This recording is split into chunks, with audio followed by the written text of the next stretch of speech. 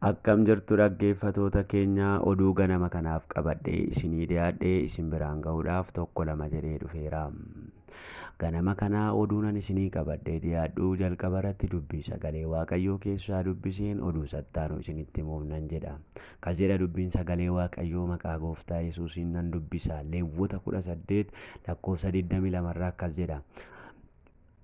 Ati akka nama dubartii wajjin ciisutti dhiira wajjin hin ciisin. Kun wanta jigaasisaadha jedha dubbiin sagalee Waaqayyoo.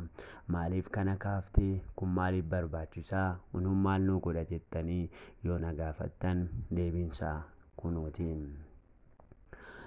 Biyya guddoo Awurooppaa keessatti guddina dinagdee isheetiin beekamtii jiraatuu fi daayirekteera fayyaa addunyaa ta'ee keessaa hojjetu biyya Oostiriyaa keessatti wantoonni har'a ganama dhaga'aman baay'ee nama sodaachisu. Yaa obboloota koo, biyya sana keessatti manni barumsaa jalqabaa sadarkaa jalqabaarraa kaasee hanga sadarkaa digiriitti eebbisiisuudhaa fi wantoota isaan godhanii manni barumsaa kun mana barumsaa maaliiti? Maal gochuufidha jettanii akkasiin sammuu keessatti na gaafattan yookaan immoo gaaffiin sammuu keessan keessa guute nan beeka. Manni barumsaa kun baay'ee kan nama ajaa'ibsiisu, beekumsa biyya lafaa kan namaa kennu, waan tokko kan fayyadutu hin taane barumsa jal'inaa mootummaa Waaqayyoo keessaa dhaloota nama guddaaf nama xinnaa hir'isudha. Manni barumsaa sunis mana barumsaa walquunnamtii saalaa yookaan immoo seeksii edukeeshin kan jedhamudha.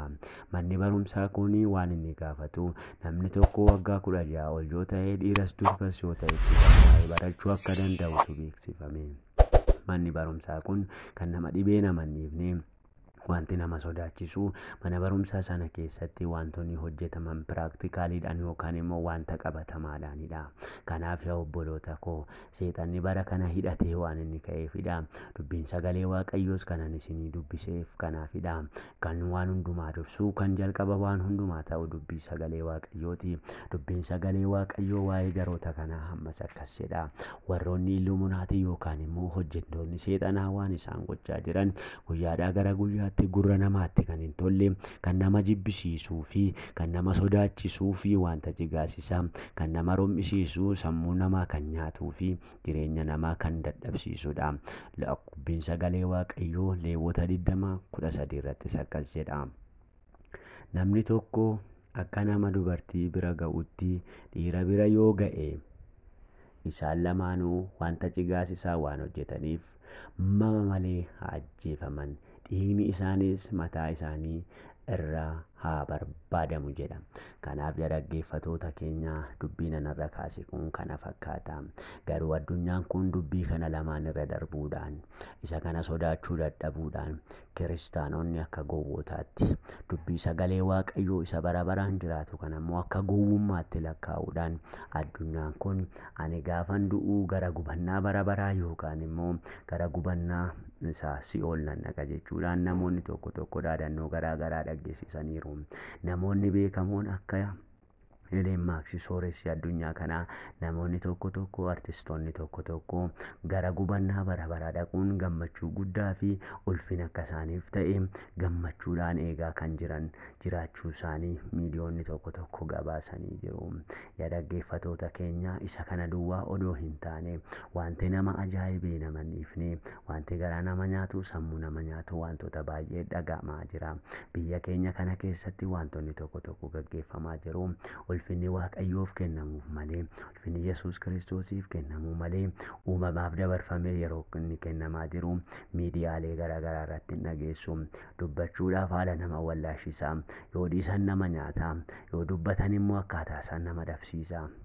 Kanaaf yaa obboloota koo, isa kana duwwaa utuu hin taane odeeffannoo keenya isa lammaffaatiin, kanaan dura seexanoonni yookaan illuminaatiin waaqeffannaan inni seexanni biyya lafaa irratti hundeesse yookaan immoo warri 666 isa dubbiin sagalee Waaqayyoo lakkoofsi 666 namaaf dhaabata jedhee seera mul'ata Yohaannis keessatti 13 boqonnaa 13 lakkoofsa 18 irratti haasa'u akkas jedha. Maaliif kana kaafte yoo naan jettanii kitaabni barreeffame tokkotu jira. Namni Leevii Izaandaroo jedhamu kitaabota 4 waa'ee kitaabota seexanaa kana barreessee ture. Kitaaba Biliyaal, kitaaba Luusifer jedhee, kitaaba Daabiloos jedhee kitaabota inni barreesse kitaabni 4 jiru.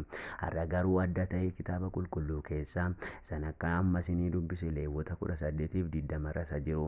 Akkasuma Roomee 1 lakkoofsa 26-27 irra isa jiru keessaa hambisuudhaan wantoota garaa garaa bakka buusuudhaan kitaaba qulqulluu keessaa jijjiiranii bakka isaa, lakkoofsa isaa, boqonnaa isaa, jechoota isaa jijjiiruudhaan kitaaba kan keenyaa kan nuti amanu jedhanii ofii isaanii kitaaba barreeffatanii kitaaba kana maxxansanii gabaarra oolchuu jalqabaniiru.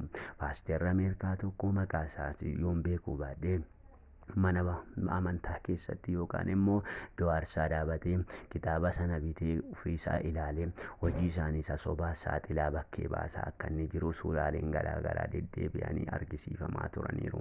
Kanaaf yaa obboloota koo jabaattanii akka of eegdan oduun yeroodhaa gara yerootti yookaan immoo isin bira akka ga'uuf adaraa keessan kanan kabajaan isin gaafadhu.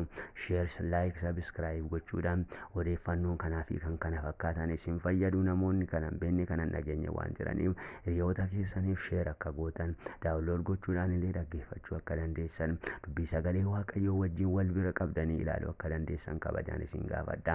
Waaqayyo sinaa eebbisuu sinaa eegu. Isa kanatti aanu keessatti immoo namoota ofii isaanii birriidhaan yookaan immoo gowwoomsa qarshii garaa garaatiin didanii dubbii sagalee Waaqayyoo irratti hin qoosu hin baacuun dhiiga Kiristoos irraan hojjedhu jedhanii namoota diddaa isaanii dhageessisan isin biraan ga'a. Ammasitti gooftaan isinii wajjin haa ta'u. Akkam jirtu dhaggeeffatoota keenya oduu ganama kanaaf qabadhe.